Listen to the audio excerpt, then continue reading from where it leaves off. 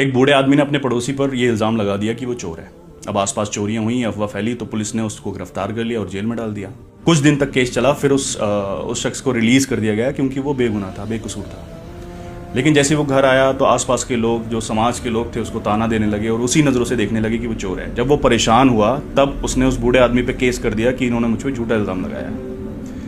अब जैसे ही वो बूढ़ा आदमी कोर्ट में पेश हुआ तब जज साहब ने उससे पूछा, क्यों आपने इस पर झूठा इल्ज़ाम क्यों लगाया था? तब उसने बोला कि जज साहब वो तो सिर्फ एक मजाक था।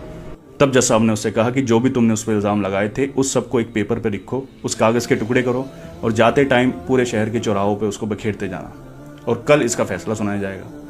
उसने वैसा ही किया और जब वो अगले दिन उसका फैसला सुनाना था तब जज साहब ने उससे पहले पूछा कि जो तुमने कल कागज़ के टुकड़े करके पूरे शहर में बिखेरे थे उन सबको इकट्ठा करके लाओ। तब उस बूढ़े आदमी ने कहा कि जज साहब ये कैसे पॉसिबल है, वो सारे टुकड़े तो पूरे शहर में उनकी हवाओं ने पता नहीं कहाँ कहाँ पहुँचा दिए होंगे।